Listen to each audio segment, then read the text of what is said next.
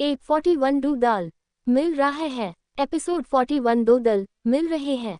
जैसे ही वहां मौजूद लोगों ने रैंक 3 के हकीम का जिक्र सुना, सब हैरानी में एक दूसरे को देखने लगे। तभी उस सफेद कपड़ों वाले आदमी ने नौकरानी पर से अपना हाथ हटाते हुए आगे आकर टेबल पर रखी हरी बोतल को ध्यान से देखा। उसके बाद उसने ढक्कन खोलकर उस दवा की महक अंदर ली और फिर कुछ बूंदें अपने हाथों में गिराकर उसे देखने लगा। तभी उसने मुस्कुराते हुए कहा, रैंक 3 का हकीम, क्या बकवास है। मैं भले ये बात मानने को तैयार हूँ कि ये खून रोकने वाली दवाई हमारे स्प्रिंग पाउडर से बेहतर है, लेकिन इसे देखकर और सूंघकर मैं इतना ज़रूर बता सकता हूँ कि ये मुझसे कम रैंक वाले हकीम ने बनाई है, और इसका असर सिर्फ इसलिए बेहतर है क्योंकि इसका नुस्खा अव्वल दर्जे का है। ये सुनकर वहाँ मौजूद सभी लोगों ने एक राहत की सांस ली कि कम से कम शौर्य दल की दवा बनाने वाला हकीम वो तो नहीं है जिसके बारे में सोचकर सभी डर रहे थे। ऐसा इसलिए था क्योंकि सब जानते थे अगर गलती से भी शौर्य दल के साथ रैंक 3 का हकीम मिल गया होता तो आमिश दल के लिए ये बहुत बड़ी मुसीबत हो जाती। तभी उस सफ़ेद कपड़े वाले आदमी ने अपनी बात आगे कही, और अपने तजुर्बे से मैं दावे के साथ कह सकता हूँ कि शौर्य दल का ये हकीम कोई नौसिखिया है, जिसने भगवान जाने कहाँ से ये नुस्खा हथिया लिया और फिर ये खून रोकने वाली दवा बनाने लगा। ये कहते हुए उस आदमी के चेहरे पर जरा भी डर नहीं था क्योंकि वो समझ गया था कि डरने की कोई बात ही नहीं थी। तभी पीछे से मैकी की आवाज़ आई, आप सचमुच लाजवाब हैं अधीश। दवा की कुछ बूंदों से ही आपने शौर्य दल के हकीम के बारे में पता लगा लिया। उद्धरण चिन्ह अल्पविराम। ये कहते हुए मैकी के चेहरे पर मुस्कुराहट थी जिससे ये साफ समझ आ रहा था कि वो उस हकीम की लल्लो चप्पो करने में लगा था। इसके जवाब में उस सफ़ेद कपड़े वाले आदमी ने कहा, ये तो कुछ भी नहीं है, ये तो कोई भी अच्छा हकीम बता सकता है। वो आदमी मुस्कुरा रहा था क्योंकि वो जानता था कि उसने आमिश दल के चिराग को अपने हुनर का फैन बना दिया था। अधीश की बात सुनकर कुछ सोचते हुए अब्राल ने दरबार में मौजूद सभी लोगों से कहा, मैं जानता हूं कि हमारा स्प्रिंग पाउडर शौर्य दल की खून रोकने वाली दवा से कम असरदार है, लेकिन ये बात हम भी अच्छी तरह से जानते हैं कि दोनों का फर्क बहुत ज़्यादा नहीं है और हमारे बाज़ारों से भीड़ कम होने की मुख्य वजह हमारे द्वारा बढ़ाए गए दाम हैं। मुझे लगता है हमने दाम कुछ ज़्यादा ही बढ़ा दिए हैं, इसलिए जैसे ही हम स्प्रिंग पाउडर का दाम कम कर देंगे हमारे बाज़ार भीड़ से एक बार फिर खचाखच भर जाएंगे। लेकिन मुझे ये भी लग रहा है कि शौर्य दल की दवा हमारे कुछ ग्राहकों को अपनी ओर खींच चुकी है, इसलिए उन्हें वापस लाना थोड़ा मुश्किल होगा। ये सुनकर उस हकीम यानी अधीश ने परेशान होते हुए सवाल किया, दाम घटाने पड़ेंगे। अधीश को अब ज़्यादा दामों की आदत हो गई थी जिसकी वजह से उसे ज़्यादा मुनाफा मिलता था। दाम घटने का मतलब था मुनाफा घटाना, जिसके लिए सिर्फ वो बिल्कुल तैयार नहीं था। अधीश का परेशानी से भरा चेहरा देखकर अब्राल ने मन ही मन सोचा कि ये आदमी कितना बेवकूफ़ है, लेकिन फिर उन्होंने चेहरे पर मुस्कुराहट लाते हुए कहा, हकीम अधीश, अब बाजार पहले जैसा नहीं रहा। पहले पूरे मेसोडोरिया में सिर्फ हम ऐसी दवाई बेच रहे थे, लेकिन अब शौर्य दल भी मुकाबले में उतर गया है, और इसलिए हमें अपने दाम घटाने पड़ेंगे ताकि हम वापस बाजार में अपना वर्चस्व कायम कर सके। इस पर सिर हिलाते हुए अधीश ने कहा, ठीक है, जो करना है कीजिए, लेकिन दाम घटने पर भी मेरा मुनाफा 300 सिक्कों के हिसाब से ही होना चाहिए। ये सुनकर अब्राल को बहुत गुस्सा आया, लेकिन फिर उसने एक गहरी सांस लेकर खुद को शांत किया और फिर मुस्कुराते हुए अधीश से कहा, क्यों नहीं, तुम्हें जितना पहले मिलता था उतना ही आगे भी मिलेगा, तुम्हारे मुनाफे को कोई हाथ नहीं लगाएगा। अब खुश। अब जो अब्राल अधीश की शर्त मान गया था तो वो हकीम वापस अपनी कुर्सी पर जाकर बैठ गया, और फिर उसने नौकरानी को सीटी बजाकर अपने पास बुलाया। नौकरानी हिचकिचाते हुए धीरे धीरे उसके पास गई। वो सोच रही थी कि कोई अधीश को ऐसा करने से रोके, लेकिन किसी ने इस चीज़ पर ध्यान भी नहीं दिया था। तभी अब्राल को कुछ याद आया और उसने अधीश की तरफ देखते हुए कहा, हकीम अधीश, हमारे पास ज़्यादा स्प्रिंग पाउडर नहीं बचा है। मैंने कुछ लोगों को दरबार नीलामी घर जाकर सामान लाने को कहा है। जैसे ही वो यहाँ आते हैं मैं चाहूँगा आप वापस अपने काम में लग जाएं। और हाँ, कल मैंने 2 सर्प कन्याएं भी खरीदी थी जिन्हें मैंने आपके कमरे में भिजवा दिया है। उम्मीद है वो आपको ये तोहफा पसंद आएगा। जैसे ही अधीश ने और दवा बनाने की बात सुनी, उसके चेहरे पर हल्का सा गुस्सा दिखाई दिया, लेकिन अब्राल के मुंह से सर्प कन्या सुनने के बाद उसका गुस्सा हवस में बदल गया और उसने मुस्कुराते हुए अब्राल से कहा, जब तक मुझे दवा का सामान मिलता रहेगा तब तक आपको स्प्रिंग पाउडर के लिए परेशान नहीं होना पड़ेगा। और तोहफे के लिए शुक्रिया। उसकी हवस भरी आंखों को देखकर अबराल को घिन महसूस हुई और उन्होंने मन ही मन सोचा कि इस आदमी को काबू करना बहुत आसान है। इसकी हवस ही इसके अनाड़ीपन की वजह है। अगर ये हकीम नहीं होता तो हमसे ऐसी बात करने की जरूरत भी नहीं करता। फिर अपना सिर हिलाते हुए अबराल ने जाकर पास ही रखी दूसरी टेबल से चाय का प्याला उठाकर उसमें से चाय पीनी शुरू की। लेकिन उसने चाय की चुस्की लगाई ही थी कि दल का एक मेंबर भागता हुआ दरबार में आया और हड़बड़ाते हुए उसने अबराल के कानों में कुछ फुसफुसाया। वो खबर सुनकर अबराल गुस्से में आ गया। फिर अचानक उसने चाय का प्याला मसल कर रख दिया, जिससे सभी की नज़र अबराल पर चली गई। उसके हाथ से चाय बहने लगी थी और फिर अबराल ने चिल्लाते हुए कहा, उस 2 कौड़ी के दरबार नीलामी घर ने हमारे साथ ऐसी नीच हरकत करने का फैसला किया है। दरबार में सभी जानना चाह रहे थे कि आखिर दरबार नीलामी घर ने ऐसा क्या कर दिया था जिससे अबराल इतने नाराज हो गए थे। अबराल वैसे तो नाराज होते रहते थे, लेकिन जब वो इतने नाराज हों कि मुस्कुराने लगे, इसका मतलब सचमुच कुछ बहुत बुरा हुआ था। इसके ठीक कुछ दिनों बाद मेसोडोरिया के दूसरे छोर पर शौर्य दल के बुजुर्ग और अरेंद्र अपने दरबार में इकट्ठा हुए थे। अरेंद्र ने बुजुर्गों की तरफ देखते हुए कहा, मैं आप सभी को बधाई देना चाहता हूँ। पिछले कुछ दिनों से हमारे बाजारों में आज तक की सबसे ज्यादा भीड़ इकट्ठा हुई है और इसकी वजह से हमारे पहले के घाटे भी मिट गए हैं। यहाँ तक कि पिछले कुछ दिनों का मुनाफा 2 महीनों के मुनाफे से भी ज्यादा हुआ है। लेकिन ये सब उस हकीम की दवा के कारण ही हो पाया है। ये सुनकर सभी बुजुर्ग मुस्कुराने लगे। सबके झुर्रीदार चेहरे भी किसी तारे की तरह चमक उठे थे। ये देखकर अरेंद्र ने मुस्कुराते हुए ध्रुव की तरफ अपनी नजरें घुमाई, जो पास ही सोफे पर बैठकर उबासी ले रहा था। उसे देखकर अरेंद्र ने मुस्कुराते हुए कहा, एक बात बताओ ध्रुव, जब भी वो हकीम मुझसे मिलते हैं तुम वहां से गायब क्यों रहते हो? ये सुनकर ध्रुव को हल्की सी घबराहट महसूस हुई। उसे लगा कहीं उसके पिताजी को शक तो नहीं हो गया था, और शायद ऐसा इसलिए था क्योंकि विदुर ने ध्रुव की कुछ ज्यादा ही बड़ाई कर दी थी। लेकिन ध्रुव को इस बात पर भरोसा नहीं था और इसलिए उसने बात घुमाते हुए अरेंद्र को जवाब दिया, अगर मैं हर वक्त आपके साथ ही रहता तो न उस हकीम से मिल पाता और न ही ये दवा हमें मिल पाती। ये सुनकर अरेंद्र ने सोचा कि ध्रुव की बात में दम था, इसलिए वो अपनी किरकिरी होने से बचाने के लिए बुजुर्गों की तरफ मुड़े और उन्होंने कहा, अरे हकीम से याद आया, वो हकीम हम पर पहले ही बहुत एहसान कर चुके हैं।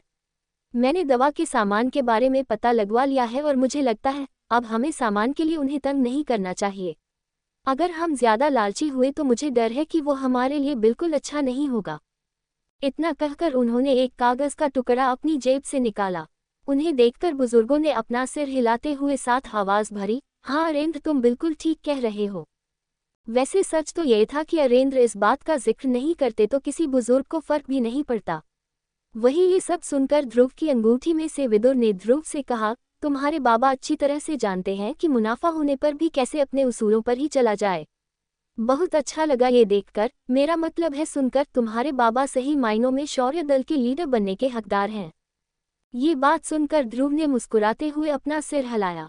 वो जानता था कि शौर्य दल की कामयाबी का भार उसके पिता के कंधों पर ही था और वो उसे कितनी अच्छी तरह से संभाल रहे थे। अगर इस दल का लीडर कोई कपटी आदमी होता तो विदुर की मदद के बावजूद कामयाब नहीं हो पाता। तभी एक पहरेदार दरवाजे से अंदर आया और उसने अरेंद्र से कहा, अरेंद्र जी, दरबार नीलामी घर से सायरा दरबार आई है। ये सुनते ही अरेंद्र ने चौंकते हुए कहा, सायरा दरबार? अरे उन्हें जल्दी अंदर भेजो। अरेंद्र की बात सुनकर वो पहरेदार हड़बड़ाते हुए वहां से चला गया। वही दरबार में सभी सायरा की आने की खबर सुनकर अचानक शांत हो गए थे। वो लोग एक दूसरे को देख ही रहे थे कि एक खूबसूरत लड़की हंसते हुए दरवाजे से अंदर आ चुकी थी। सायरा ने अंदर आकर सभी को मुस्कुराते हुए देखा और फिर अरेंद्र से कहा, लगता है पूरा दल जीत की खुशी मन रहा है। उसकी आवाज सुनकर सोफे पर टिककर बैठा ध्रुव आगे आकर बैठ गया। वो सायरा की खूबसूरती को देखकर मुस्कुराने लगा था। वैसे इस वक्त सिर्फ वो नहीं बल्कि दरबार में बैठे सभी मर्द सायरा की खूबसूरती को निहार रहे थे। सायरा लाल ड्रेस पहनी हुई थी जिसमें उसके शरीर का हर घुमाव अच्छे से समझ आ रहा था। दरबार में मौजूद चारों मर्द और एक लड़का उसे देखकर मन में सिर्फ यही सोच रहे थे, तारीफ करूं क्या उसकी जिसने तुझे बनाया। फिर खुद को संभालते हुए अरेंद्र ने खांस कर कहा, सायरा हम जिस मुनाफे की खुशी मन रहे हैं वो तुम्हारे नीलामी घर के दिन के मुनाफे का 1% भी नहीं है। जीत की खुशी मनाना तो कोई आप लोगों से सीखे। ये सुनकर सायरा ने अपनी मुस्कुराहट बरकरार रखते हुए कहा, मैं सब समझ रही हूँ अरेंद्र अंकल, लेकिन आपको शायद पता नहीं है कि फिलहाल आपके बाजार का नाम हमारे नीलामी घर के नाम से ज्यादा बड़ा हो रहा है, और ये हम अपने आंखों के सामने होते हुए देख रहे हैं। अब आप ही बताइए, इस बात की खुशी मनाएं या गम। इतना कहकर सायरा ने दरबार में बावजूद बाकी बुर्जों की तरफ देखकर उन्हें नमस्कार किया, और फिर जैसे ही उसने ध्रुव की तरफ देखा तो वो ध्रुव को देखकर हैरान रह गई। इसी हैरानी के चलते सायरा ने पूछा, ध्रुव, तुम तो पिछली बार से भी ज्यादा ताकतवर लग रहे हो। ये सुनकर ध्रुव ने मुस्कुराते हुए कहा, इतने में ही हैरान हो गए आप? ये तो सिर्फ शुरुआत है। ध्रुव का भरोसा देखकर सायरा भी खुद को मुस्कुराने से नहीं रोक पाई। तभी अरेंद्र ने उससे सवाल किया, वैसे तुम्हारे यहाँ आने की वजह क्या है सायरा? क्या कोई जरूरी बात है जो तुम हमसे कहना चाहती हो? इस पर मुस्कुराती सायरा ने ध्रुव के बगल में रखी खाली कुर्सी पर बैठते हुए कहा, अरेंद्र अंकल, मैं आपको ये बताने के लिए यहाँ आई हूँ कि दरबार नीलामी घर ने फैसला लिया है कि हम आमिष दल को अब से दवाइयों की सामग्री नहीं बेचेंगे। सायरा ने जैसे ही ये बात अरेंद्र से कही, उनके हाथ में रखा चाय का प्याला छूटने ही वाला था कि अरेंद्र ने उसे संभाला और बाकी बुजुर्गों की तरफ मुस्कुराते हुए एक नज़र घुमाई। उन्होंने देखा कि वो बुजुर्ग भी उनकी ही तरह इस खबर से बहुत खुश दिख रहे थे। इस वक्त दरबार में सन्नाटा था और अरेंद्र ने चाय की चुस्की लेकर थोड़ा हिचकिचाते हुए सायरा से कहा, क्या मैं पूछ सकता हूँ कि दरबार नीलामी घर अचानक से हम पर इतना मेहरबान क्यों हो रहा है? मेरा मतलब है कि नीलामी घर अपने नियमों को अचानक क्यों तोड़कर आमिष दल के खिलाफ जाने लगा? अरेंद्र की उत्सुकता देखकर सायरा मुस्कुराती रही, लेकिन उसने कोई जवाब नहीं दिया। उसे कुछ न कहते देख अरेंद्र ने उससे दूसरा सवाल किया, अच्छा तो फिर ये बताओ कि शौर्य दल को इसकी क्या कीमत चुकानी होगी? इसका जवाब देते हुए सायरा ने कहा, शौर्य दल को इसकी कोई कीमत नहीं चुकानी होगी। ये सुनकर दरबार में हर कोई हैरान हुआ, सिवाय ध्रुव के, क्योंकि वो अच्छी तरह से जानता था कि सायरा क्यों ऐसा कदम उठा रही थी। वही अरेंद्र सायरा की मुस्कुराहट देखकर और हैरान हो रहे थे। उन्हें भरोसा नहीं हुआ कि दरबार नीलामी घर अपने बरसों के नियमों को अचानक क्यों तोड़ देगा, और वो भी बिना किसी कीमत के। तभी अचानक अरेंद्र के दिमाग में एक ख्याल आया और उनकी धड़कनें थोड़ी बढ़ गई। फिर तेज धड़कनों के साथ अरेंद्र ने सायरा से पूछा, कहीं इसके पीछे भी उस अनजान हकीम का हाथ तो नहीं? सायरा ने अपना सर हिलाते हुए अरेंद्र को जवाब दिया, जी हाँ, उस अनजान हकीम ने आपकी ओर से इसकी कीमत चुका दी है, इसलिए आपको हमारे इस फैसले की कोई कीमत नहीं चुकानी होगी। अब से हम दोनों साथ काम करेंगे। ये सुनकर अरेंद्र फूले नहीं समाये और जोर से हंसने लगे। उनकी हंसी पूरे दरबार में गूंज रही थी, जिससे वहां की खिड़कियां भी हल्की हल्की हिलने लगी। फिर अपनी हंसी को काबू में लाते हुए अरेंद्र ने देखा कि बाकी लोग उनकी हंसी से थोड़ा घबराए हुए दिख रहे थे। शर्म के मारे उन्होंने अपनी नजरें ध्रुव की तरफ करते हुए देखा कि वो भी अपना मुंह छुपाकर हंस रहा था।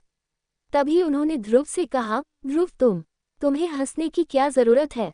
आखिर तहजीब कहाँ गई तुम्हारी? जाओ, जाकर मेहमान के लिए चाय लेकर आओ। ये सुनकर ध्रुव को थोड़ा गुस्सा आया।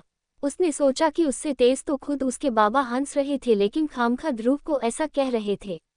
इसके बाद ध्रुव वहां से उठाकर बाहर गया और सायरा के लिए एक प्याले में चाय लेकर आया। सायरा ने मुस्कुराते हुए ध्रुव के हाथ से वो चाय का प्याला लिया, लेकिन अचानक उसकी नजरें ध्रुव के हाथों पर पड़ी और उसके चेहरे का रंग बदल गया।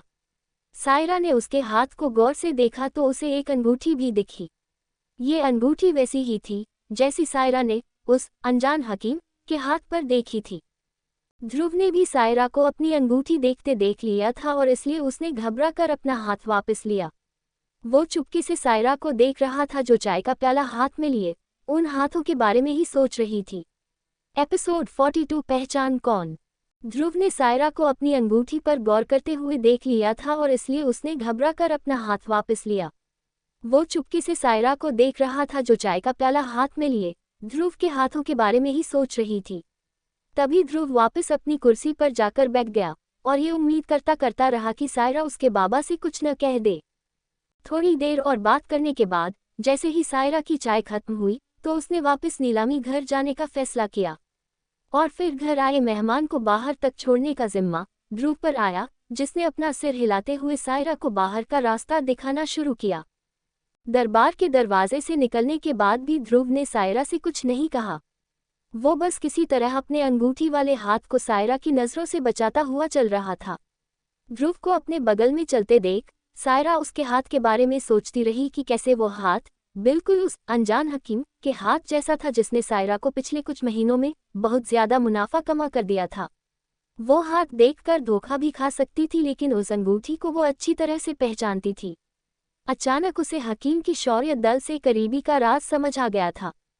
फिर सायरा ने मुस्कुराते हुए अपनी आंख के कोने से ध्रुव को देखा, जो इस वक्त उसके बगल में चल रहा था। लेकिन सायरा पूरी तरह से भरोसा भी नहीं कर पा रही थी कि ये आम सा दिखने वाला लड़का ही वो अव्वल दर्जे का हकीम था जिसने उसके और चरक गुरु के साथ इतना बड़ा खेल खेला था। वो चाहकर भी खुद को मुस्कुराने से नहीं रोक पाई और तभी अचानक ध्रुव ने उसकी मुस्कुराहट को देखते हुए कहा, क्या सोच रही हो? ये सुनकर सायरा ने जवाब में एक और सवाल पूछ लिया, मैं ये सोच रही हूँ कि मैं फिलहाल किसके साथ चल रही हूँ, शौर्य दल के लीडर के बेटे ध्रुव के साथ, या फिर उस अव्वल दर्जे के हकीम के साथ जिसने दरबार नीलामी घर को इतनी आसानी से चकमा दे दिया। सायरा की बात सुनकर ध्रुव ने कुछ नहीं कहा, लेकिन उसके गाल थोड़े लाल हो गए थे। वो दोनों थोड़ी दूर बिना कुछ कहे चलते रहे और फिर ध्रुव पास ही एक पेड़ के नीचे रखे पत्थर पर जाकर बैठ गया। सायरा भी उसके पीछे पीछे वहां चली गई। सायरा जैसे ही ध्रुव के पास पहुंची तो ध्रुव ने उसकी आंखों में देखते हुए कहा, तो आखिरकार तुमने मुझे पहचान ही लिया। इस पर सायरा ने अपने बाल खोलते हुए ध्रुव की तरफ देखा और कहा, मुझे उम्मीद थी कि शायद मैं गलत हूँ, लेकिन मैं सही थी। ये सुनकर ध्रुव अपने आसपास देखने लगा कि इस वक्त कोई उन दोनों की बातचीत तो नहीं सुन रहा था। ध्रुव की इस हरकत को देखकर सायरा ने थोड़ा डरकर उससे पूछा, कहीं तुम मुझे जान से मारने के बारे में तो नहीं सोच रहे हो?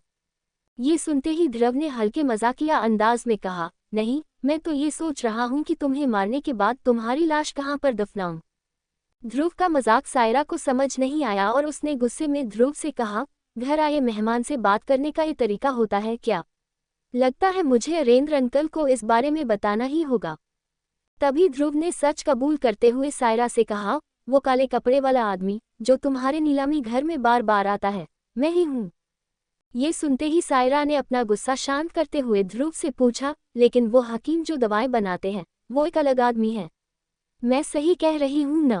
सायरा इस बात को अच्छी तरह से जानती थी कि ध्रुव की शक्तियों के बावजूद उसके लिए करिश्माई पाउडर जैसी चीज बनाना नामुमकिन था, और इसलिए वो समझ गई थी कि असली हकीम कोई और ही आदमी था।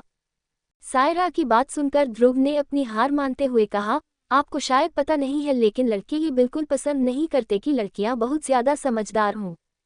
इस पर सायरा ने मुस्कुराते हुए कहा, ऐसी सोच सिर्फ बेकार लड़कों की होती है जो खुद समझदार नहीं होते और इसलिए ये भी नहीं चाहते कि उनकी पसंद की लड़की समझदार हो, क्योंकि अगर लड़की समझदार होती है तो वो लड़कों के राज का पता लगा ही लेती है। ध्रुव ने ये सुनकर अपनी नज़रें घुमा ली। वो ऐसी चीज़ों पर ज़्यादा बात नहीं करना चाहता था और इसलिए उसने काम की बात पर आते हुए सायरा से कहा, मुझे इस बारे में और बात नहीं करनी। मैं सिर्फ तुमसे इतना कहना चाहता हूँ कि मेरे राज को राज ही रहने देना, इसी में सबकी भलाई है। और हाँ, गलती से भी इस राज को मुझे धमकाने के लिए मत इस्तेमाल करना, नहीं तो तुम्हें इससे जितना फ़ायदा होगा उससे बहुत ज़्यादा तुम्हारा नुकसान होगा। और जितना मैं तुम्हें समझता हूँ, तुम इतनी बेवकूफ़ नहीं हो कि ऐसा कोई कदम उठाओ। ध्रुव की बात पर सायरा ने चिढ़ते हुए कहा, मैं बिल्कुल बेवकूफ़ नहीं हूँ, और ऐसा सोचने की भी भूल मत करना। मैं दिल से ज़्यादा दिमाग से काम लेती हूँ और ये पूरा मिसोडोरिया अच्छे से जानता है। उद्धरण चिन्ह अल्पविराम। उसे गुस्सा होते देख ध्रुव ने मुस्कुराते हुए उससे कहा, तुम कितना दिमाग से काम लेती हो ये तो आने वाला वक्त ही बताएगा। फिलहाल के लिए मुझे जो कहना था मैंने कह दिया, बाकी तुम्हारी मर्जी। ध्रुव की चेतावनी सुनकर सायरा को समझ नहीं आया कि वो आगे क्या कहे। तभी उसके ज़हन में एक सवाल आया जो उसने ध्रुव से पूछना सही समझा, वैसे अब हमारे सौदे का क्या होगा? इस पर ध्रुव ने साफ साफ जवाब दिया, हमारा सौदा वैसा का वैसा ही रहेगा, उसमें कोई बदलाव नहीं होगा। तुम आमिश दल को सामान नहीं बेचोगी और इसके बदले में तुम्हें 5 करिश्माई गोलियां ला कर दूंगा। ये सुनते ही सायरा ने एक राहत की सांस ली। फिर सौदे पर मंडराता खतरा टलते देख उसने हंसते हुए ध्रुव से कहा, साथ काम करने में मजा आएगा। वैसे एक बात कह सकती हूँ, अगर तुम बुरा न मानो ये सुनकर ध्रुव ने अपना सिर हिलाकर सायरा को सवाल पूछने की इजाज़त दी। तभी सायरा ने उसकी आंखों में देखते हुए उससे कहा, मुझे सच में भरोसा नहीं होता कि तुम सिर्फ 16-17 साल के हो। मुझे क्या, किसी को भी भरोसा नहीं होता। लेकिन आज तुमसे बात करने के बाद मैं समझ गई हूँ कि तुम अपनी उम्र से ज़्यादा चालाक हो। इस बात को नज़रअंदाज कर ध्रुव अपना सिर हिलाते हुए वहां से उठा और उसने दरवाजे की ओर इशारा करके सायरा को रास्ता दिखाया। उसके बाद वो वहां से जाने लगा, लेकिन तभी उसके दिमाग में एक और बात आई और उसने पलटकर सायरा से कहा, और हाँ, जब हम फिर से मिलेंगे तो मेरे साथ पहले जैसा ही बर्ताव करना। किसी को शक भी नहीं होना चाहिए कि तुम मुझे इतने अच्छे से जानती हो। ये सुनकर सायरा ने मुस्कुराते हुए अपना सिर हिलाया और फिर ध्रुव से कहा, मंजूर है, लेकिन मेरी एक रिक्वेस्ट है तुमसे, तुम्हें जब भी वक्त मिले क्या तुम उस हकीम को अपने साथ दरबार नीलामी घर ला सकते हो? मुझे उन्हें देखने की इच्छा है और हमारे नीलामी घर में उनका हमेशा स्वागत ही किया जाएगा। सायरा की बात पर ध्रुव ने कुछ सोचते हुए जवाब दिया, हम देखेंगे। अगर वक्त मिला और वो आने को राजी हुए तो ऐसा जरूर करेंगे। ये कहकर ध्रुव ने सायरा को अपना हाथ दिखाया और वहां से चला गया। ध्रुव को वहां से जाते देख सायरा के चेहरे पर एक मुस्कुराहट थी, जिसके साथ उसने अपना सिर हिलाते हुए सोचा, कितना शातिर है ये लड़का। मुझे तो ये समझ नहीं आ रहा कि अंबर दल की उस लड़की ने इससे शादी क्यों तोड़ दी, लेकिन मुझे पूरा भरोसा है कि वो बाद में अपने इस फैसले पर जरूर पछताएगी। उसके बाद सायरा हंसते हुए वहां से चली गई। वक्त बीतता गया और महीने भर के अंदर अंदर शौर्य दल की खून रोकने वाली दवा मेसोडोरिया के बाजार की सबसे ज्यादा बिकने वाली दवा बन गई। शौर्य दल के बाजारों में 70% लोग ये दवा खरीदने आ रहे थे। इस जबरदस्त मुनाफे से शौर्य दल बहुत खुश था। यहाँ तक कि जो बाजार पहले खाली दिखा करते थे अब वहाँ भी लोग दिखने लगे थे, क्योंकि दूर दराज के लोग भी शौर्य दल के बाजारों में आने लगे थे। इस नज़ारे के दूसरे छोर पर आमिश दल गम और निराशा से भरा हुआ था, और ऐसा इसलिए क्योंकि उन्होंने दवा के दाम इतने ज़्यादा बढ़ा दिए थे, जिस वजह से बहुत से योद्धा उनसे अब चिढ़ने लगे थे। और शौर्य दल की दवा आमिश दल के स्प्रिंग पाउडर से ज़्यादा असरदार थी, इसलिए आमिश दल के बाजार सुनसान बस्तियों जैसे दिखने लगे थे, जहां गिनती के व्यापारियों और कुछ जानवरों के अलावा कोई दिखाई नहीं देता था। सच तो ये था कि आमिश दल की दवा अब सिर्फ वो लोग ही लेते थे जिन्हें शौर्य दल की दवा नसीब नहीं हो पा रही थी, क्योंकि वो हाथों हाथ बिक जाया करती थी। लेकिन इसके बावजूद वो लोग ठीक ठाक मुनाफा कमा लिया करते थे। इन सारी मुसीबतों में आमिश दल के लिए सबसे बड़ी मुसीबत थी दवा का सामान, क्योंकि शहर में दवा के सामान का सबसे बड़ा व्यापारी दरबार नीलामी घर था, और उसने आमिश दल को सामान देने से साफ इनकार कर दिया था। इस वजह से पूरे शौर्य दल में गुस्सा था, लेकिन फिर भी कोई जोर आजमाकर दरबार नीलामी घर से कुछ नहीं कह सकता था। उस नीलामी घर को चलाने वाला परिवार पूरे वुहान साम्राज्य के सबसे ताकतवर परिवारों में से एक था, और ये बात आमिश दल का हर मेंबर अच्छी तरह से जानता था। और आमिश दल तो मेसोडोरिया जैसे शहर का एक छोटा सा दल था जो दरबार परिवार का बाल भी बाका नहीं कर सकता था। इसलिए आमिश दल ने बिना बखेरा खड़ा किए मेसोडोरिया की दुकानों से ही दवा का सामान खरीदना शुरू किया। इस वजह से उन्हें ज्यादा कीमत भी चुकानी पड़ती थी, लेकिन उनके पास फिलहाल और कोई रास्ता नहीं था। आमिश दल ये बात भी जानता था कि ये दुकानें भी एक हद तक ही सामान दे सकती थी, क्योंकि मेसोडोरिया में हर कोई शौर्य दल और आमिश दल की लड़ाई के बारे में जानता था। और अब जो शौर्य दल दिन ब दिन मजबूत होता जा रहा था, इसलिए कोई भी दुकानदार उनके खिलाफ जाकर आमिश दल की मदद नहीं करना चाहता था। आमिश दल के पास मुनाफा बरकरार रखने का अब इकलौता जरिया बचा था कि वो दवा के दाम बढ़ा दे, और ऐसा ही उन्होंने किया। लेकिन इस वजह से उनकी बिक्री और कम हो गई और वो दिवालिया होने की कगार पर आ गए। वहीं शहर के दूसरी ओर शौर्य दल अब पुख्ता तौर पर तीनों दलों में सबसे ताकतवर दल बन गया था। उनके बाजार तीनों दलों में सबसे ज्यादा भरे रहते थे, और ऐसे ही एक बाजार में ध्रुव चुपचाप चलते हुए जा रहा था। उसके पीछे 7-8 लंबे चौड़े हटे कट्टे पहरेदार भी थे, और सभी पहरेदारों के सीने पर कम से कम 4 सितारे दिख रहे थे। इन सितारों का मतलब था कि वो लोग एकलव्य रैंक के कम से कम 4 सितारों वाले योद्धा थे। सड़कों पर चलते हुए ध्रुव ने देखा कि बाजार में कितनी ज्यादा भीड़ थी। उसी भीड़ में से कुछ योद्धा ध्रुव को देखकर मुस्कुराते और कुछ लोग जो उसे जानने भी लगे थे उसके पास आकर उससे कहते, क्यों अगले लीडर, फिर से बाजार का मुआयना करने आए हो? जब भी कोई ध्रुव से ऐसे बात करता था तो ध्रुव मुस्कुराकर आगे बढ़ जाया करता था। सच तो ये था कि अरेंद्र ने ध्रुव को कुछ वक्त के लिए सारे बाजारों की जिम्मेदारी सौंप दी थी, और इसकी वजह ये थी कि वो ध्रुव को जिम्मेदार बनाना चाह रहे थे। लेकिन इसके लिए अरेंद्र को बुजुर्गों से बहुत बहस करनी पड़ी, क्योंकि सभी बुजुर्गों को लग रहा था कि ध्रुव अभी इतना बड़ा नहीं हुआ था कि उसे दल की जरूरी जिम्मेदारियां सौंप दी जाएं। लेकिन दल के कुछ लोगों का ये भी मानना था कि अरेंद्र का फैसला बिल्कुल सही था, क्योंकि उनके हिसाब से ध्रुव को ही दल का अगला लीडर बनना था और इसलिए उसे जिम्मेदारियों की आदत डलवा देनी चाहिए। लेकिन सच तो ये था कि बाजार को संभालना बिल्कुल भी मुश्किल नहीं था। पहले पहले तो ध्रुव को जरूर इतने बड़े बाजार को संभालने में तकलीफ हुई, लेकिन जैसे जैसे वक्त बीतता गया उसे समझ आ गया कि ये काम जितना जरूरी था उससे भी ज्यादा मजेदार था। और ऐसा इसलिए क्योंकि अरेंद्र ने एक बूढ़े आदमी को ध्रुव के साथ हर वक्त रहने को कहा था, जिसे ध्रुव ने सड़कों का ध्यान रखने, व्यापारियों से किराया वसूल करने और दवा की आवाजाही का ध्यान रखने की जिम्मेदारी थमा दी थी। इसलिए ध्रुव हर दिन बेफिक्र होकर कुछ पहरेदारों के साथ बाजार घूमता और बाजार के शोर के बीच वो सब पर नजर रखता रहता। ध्रुव को देखकर बहुत से योद्धा सोचते थे कि उसमें गुरूर ज्यादा है, लेकिन वक्त के साथ साथ उन लोगों ने देखा कि कैसे ध्रुव योद्धाओं से उनके किस्से सुना करता था, उनसे अजीब राक्षसों के बारे में जाना करता था और गुफाओं में छुपी हुई खास तकनीकों के बारे में भी जानने की कोशिश करता था। इससे योद्धा धीरे धीरे उसे पसंद करने लगे और वही ध्रुव को उनकी तरह एक रोमांचक जिंदगी जीने की इच्छा होने लगी। उसे दूर देश के पहाड़ों में जाने की इच्छा होने लगी, लहरों पर सवार होकर टापुओं से खाना लाने की इच्छा होने लगी। लेकिन सबसे ज्यादा इच्छा उसकी थी ऐसी खुफिया तकनीकों और शक्तियों को ढूंढने की जिसके बारे में मार्कस के लोग शायद अब तक भूल भी चुके थे। और तो और कभी कभी ध्रुव खुश होकर अपनी जेब से दवा की कुछ बोतलें निकाल लिया करता और लोगों को दवा मुफ्त में बांट देता था। इस उत्साह से पूरा बाजार उत्साहित हो जाता था। इसी तरह वक्त बीतता गया और शौर्य दल के बाजारों में योद्धाओं की ऐसी भीड़ लगने लगी जैसी मिसोडोरिया में कभी नहीं देखी गई थी। दूर दूर से योद्धा यहाँ दवा तो लेने तो आ ही रहे थे, लेकिन वो लोग ध्रुव से मिलने और अपने किस्से सुनाने भी आने लगे, जिससे भीड़ और बढ़ती गई।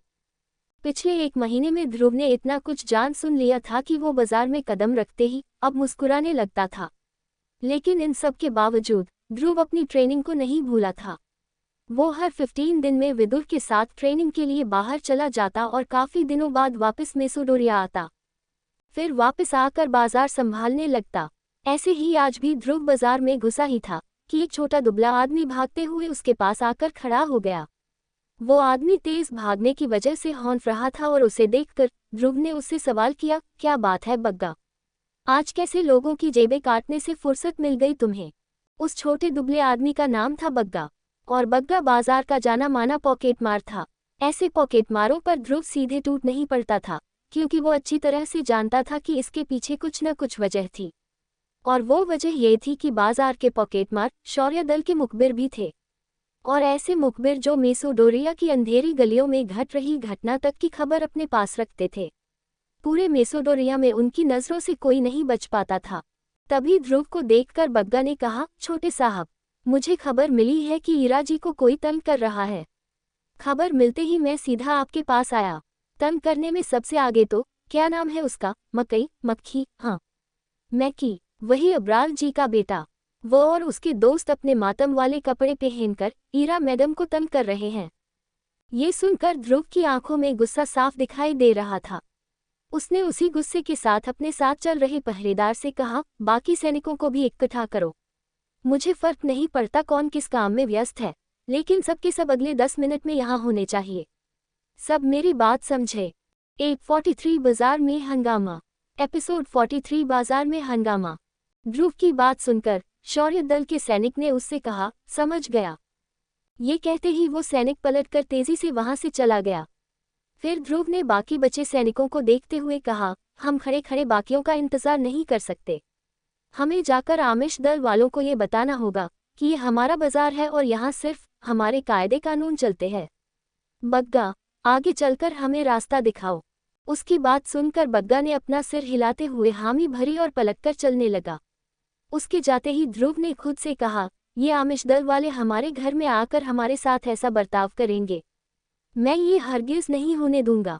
अगर आज मैंने आमिश दल वालों को बिना जख्म के घर जाने दिया तो मैं चैन की नींद नहीं सो पाऊंगा और इसलिए बाजार की देखरेख से इस्तीफा दे दूंगा, ये मेरा वादा रहा। उसकी आवाज़ धीमी थी लेकिन आगे चल रहे बग्गा ने फिर भी उसकी बात सुन ली और ध्रुव की बात सुनते ही उसने अपने कदम और तेज कर दिए। वही बाजार के दूसरे छोर पर अधीश बहुत उत्साहित दिख रहा था। उसके इस उत्साह की वजह उसके सामने हरे रंग के ड्रेस में खड़ी लड़की थी। उत्साह के चलते अधीश के हाथ हल्के हल्के कँपकँपाने लगे और चेहरे पर एक बड़ी सी मुस्कुराहट दिखाई पड़ी। वो फिलहाल जिस लड़की को देख रहा था, ऐसी लड़की उसने आज तक नहीं देखी थी। उस लड़की के कपड़े महंगे लग रहे थे और उसका चेहरा बहुत ही खूबसूरत था, जिसे देखकर अधीश के मन में उस लड़की के लिए हवस से भरे ख्याल आने लगे। उसने मन ही मन सोचा, मुझे इस लड़की के साथ एक रात बितानी है, किसी भी कीमत पर। ये कहकर अधीश की नज़र जमीन पर गिरे सनी पर पड़ी, जिसने ईरा के पीछे अधीश से लड़ने की कोशिश की थी, लेकिन अधीश ने उसे एक ही वार में जमीन पर गिरा दिया था। फिर अधीश ने सनी का मजाक उड़ाते कहा, लड़कियों को बचाने के लिए ताकत की जरूरत होती है जो तुम्हारे पास नहीं है बच्चे। सरेआम अपनी बेइज्जती सुनकर सनी को बहुत गुस्सा आया।